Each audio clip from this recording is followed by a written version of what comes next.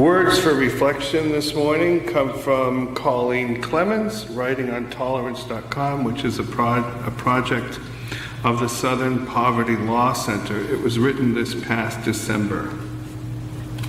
She says, "Boys will be boys." In my 20 years as a teacher, I have heard "boys will be boys" more times than I can count, most often during discussions of a boy's behavior. But when we unpack this comment, we see that it perpetuates negative ideas about what we can expect from our boys, particularly when it comes to aggression. First, the phrase implies that boys are biologically wired to be violent and that they should be excused from any consequences for that behavior. Second, this phrase replicates the idea that there is only one way to be a boy. If we shift the discussion from sex, the biological elements, to gender, the psychic elements, we find the freedom to disrupt this one-size-fits-all way to be a boy. Let's give boys more credit by deleting "boys will be boys" from our vernacular.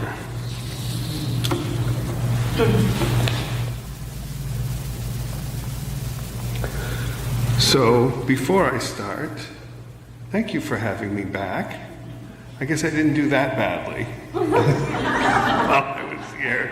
It's wonderful to be back. It's wonderful to be in this room, and it's wonderful to be with everybody again.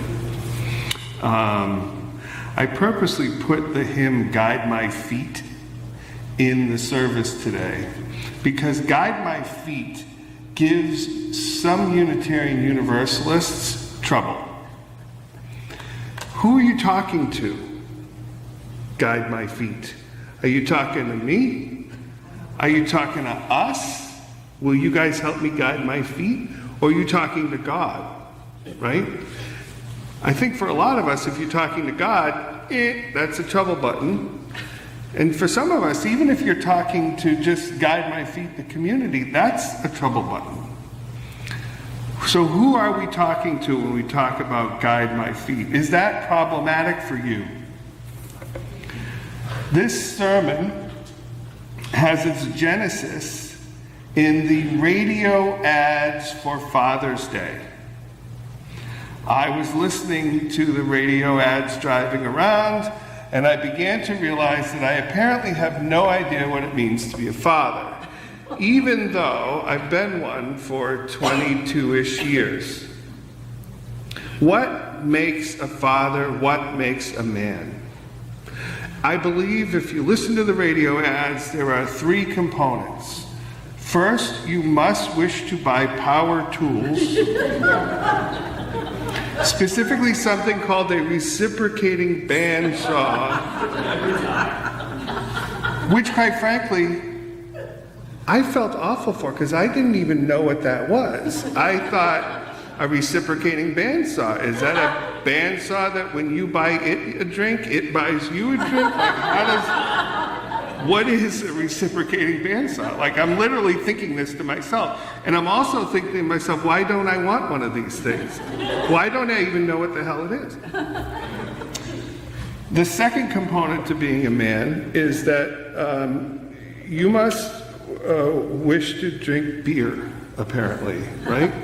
Men seem to go with beer. There was a lot of ads having to do with beer.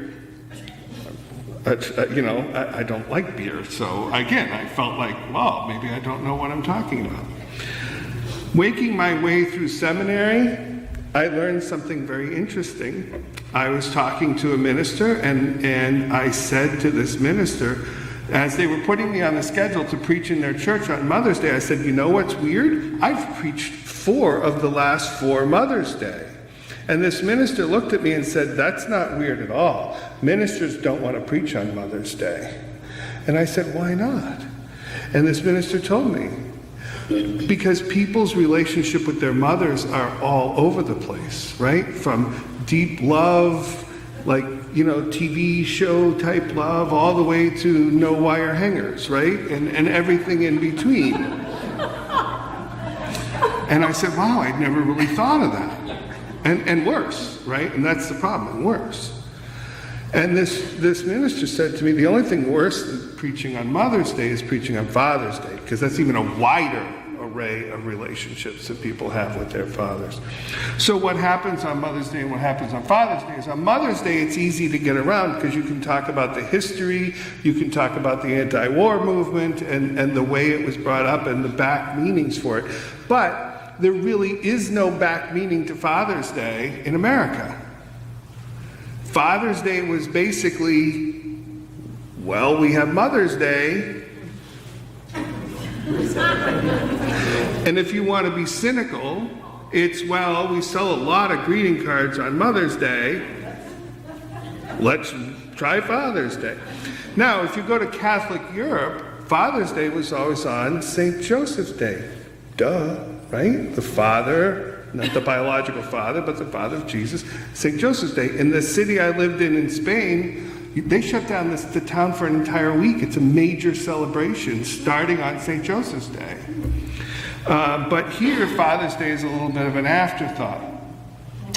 And the weird relationships we had with our fathers could be part of it. I will tell you, because of an accident, I was able to spend the entire month of December with my mother. Every day, all day, at her house, because she lost her mobility. And boy, she told me some stories about my grandfather. And I kind of left thinking, my grandfather was not a nice person. Like, I don't think I would have liked my grandfather had I known some of the stuff that he did. But my mother was completely unconflicted about my grandfather's behavior. Back to boys will be boys, right? That was the way men did things back then. And I sort of said, I left there thinking to myself, no, I don't think that was ever, was that ever really right? Some of the things, he wasn't physical or anything, but he just left her in orphanages and he just left when his first wife died, and a variety of other things. And I got to thinking about the women's liberation movement of the 1970s. And really what that was about, really when you drill down into the Simone de Beauvoir part of that, really what that was an argument about who got to define what it meant to be a woman. And until that point, the wrestling point with it was who got to define what it meant to be a woman until that point? Men. And it was an attempt to wrestle that away from men. And I think we are there now with masculinity. I think we are moving through a period of time with masculinity where the argument about who gets to define what it means to be a masculine model or a masculine operator in society is up for discussion. And the men are doing exactly what they did in the 70s. No, this is what it means. But that is a very unnatural position to take, right? Because in the end, the truth of the matter is you do get to decide.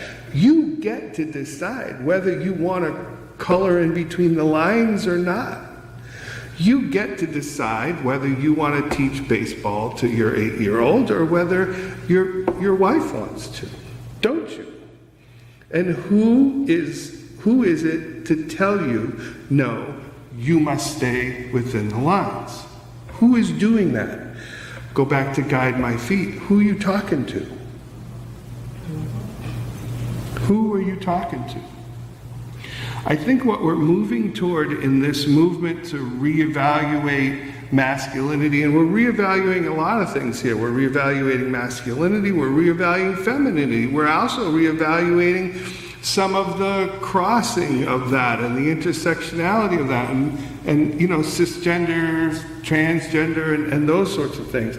And we're beginning to look at what this means. And I think the end result of all of this, if we can just not worry about the lines, I think the end result of all of this is what I call self-aware self-definition.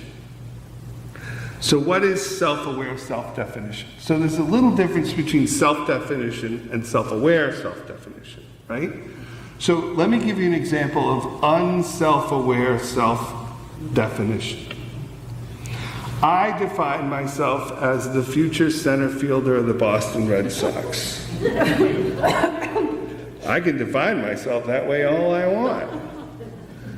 But everybody knows I can't make that throw anymore. Right? Everybody but me. So self-aware self-definition is the ability to define yourself into what you, and it may, the words often get in the way, right? Masculine, feminine, what does that mean? Sometimes I don't necessarily feel particularly masculine. I don't even know what a reciprocating bandsaw is. And where the lines are drawn, I don't think I drew the lines. Someone else drew damn lines. And I might argue with where I want those lines to be. I might be okay with some of them, but I might not be okay with others. And I think that this self-definition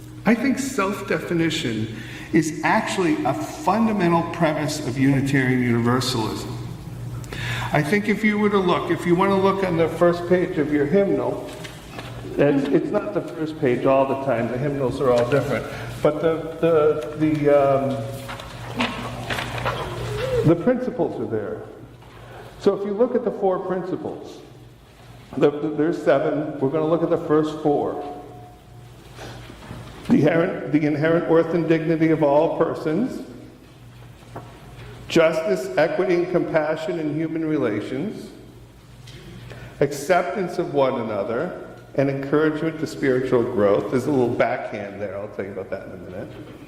And a free and responsible search for truth and meaning. I think if you were to take all 4 of those principles and mush them together into one kind of mega principle, you would have self-definition, wouldn't you? And it would be self-aware self-definition. I think the thing that these 4 principles also tell us is, if you are a Unitarian Universalist, you don't have a choice but to do this work. It is inherent in your religion to do this work. And oftentimes we kind of flip that. We'll look at something like, we'll say, a free and responsible search for truth and meaning, and we'll flip that into a very egocentric reading of that, and we'll say, you can't get in my way while I'm learning, right? But really I often take that as meaning is a free and responsible search for truth and meaning. You have to be doing a free and responsible search for truth and meaning. You can't just sort of go, oh well, what he said, when it comes to the big stuff, right? And that's where self-definition comes in. And I think when you start looking at defining masculinity, defining femininity, defining really big concepts, things like, I don't know, God, right? I think it's really important to note that our religion makes it such that you are responsible for giving me your answer. If you're going to answer, you're free to not answer, but you have to give your answer. You can't give their answer. I think that's endemic in being a Unitarian Universalist. I think it's inseparable from being a Unitarian Universalist.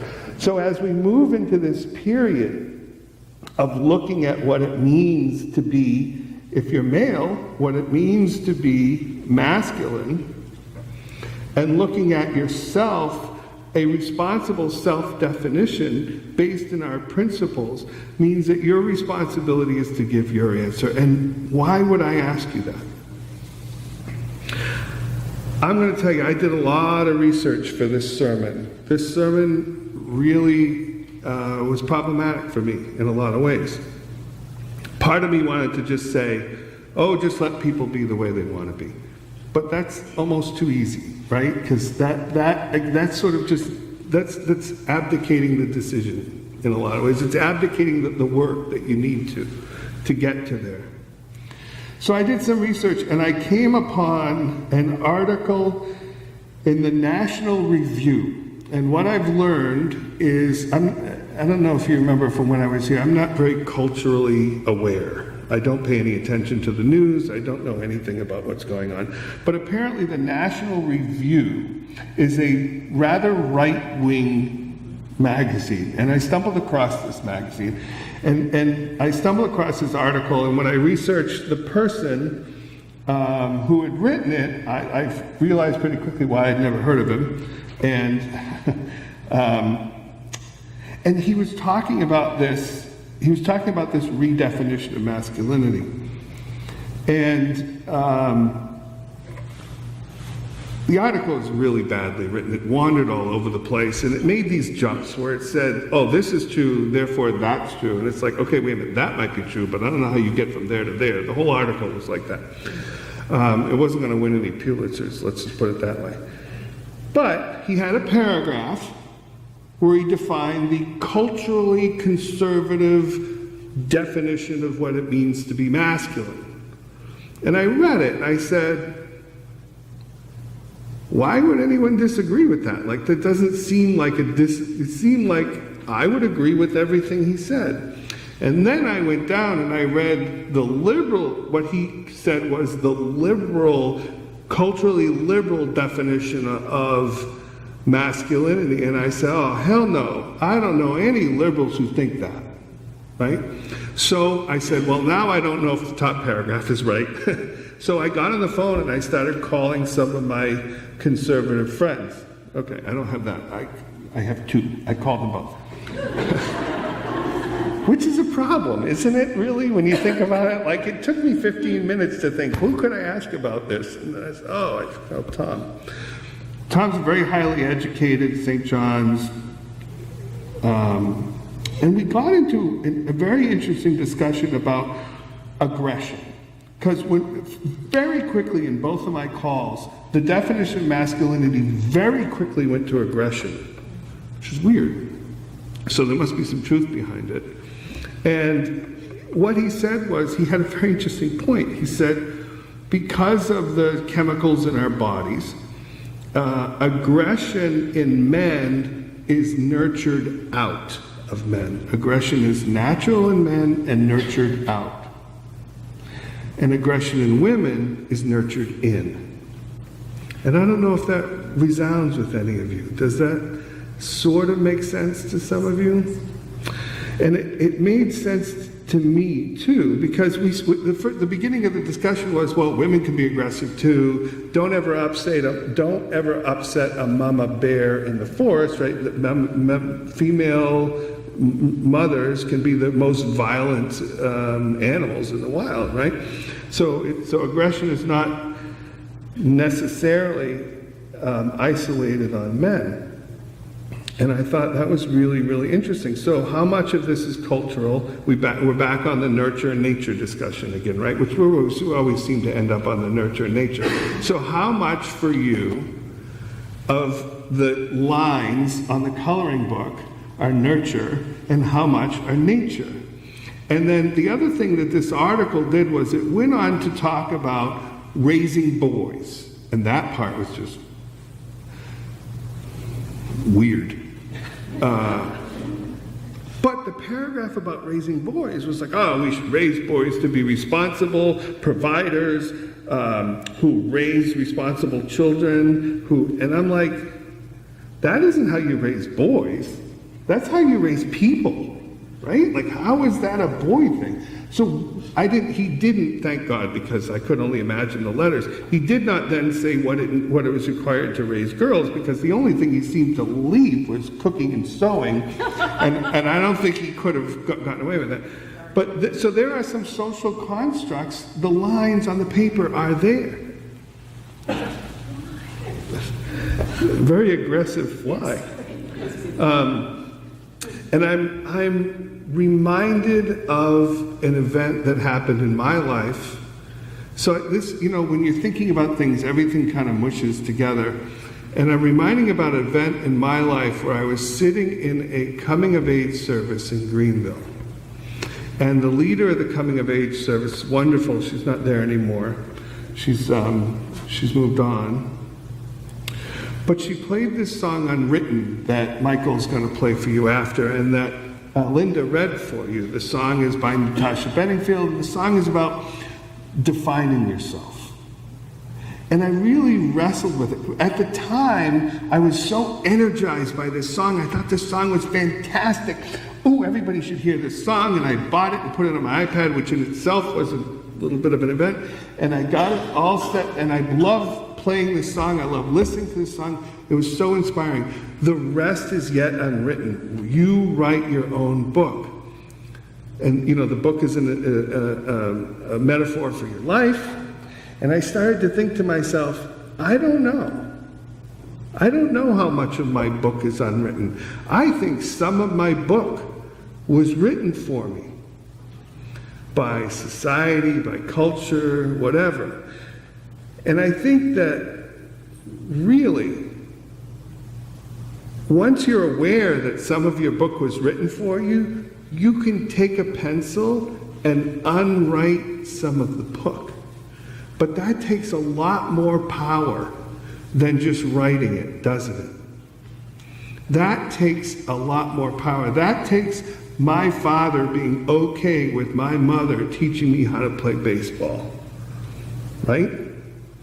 He didn't seem to care. Well, I didn't think he knew, so that was also helpful. But we all have these things in our lives where the lines, someone has taken the crayon and just went over the lines, and it's still pretty. It's still beautiful. We have to be able to see it. That's what I think this self-aware self-definition is, and this is what we're going through. And I thought of the term unwritten, and I thought to myself, kinda unwritten.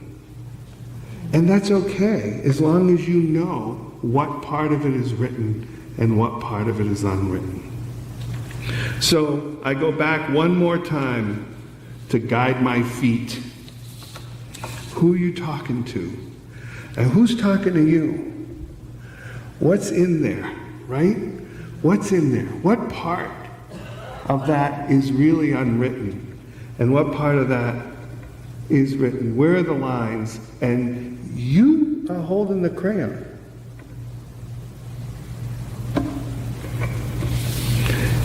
May it be so. Amen.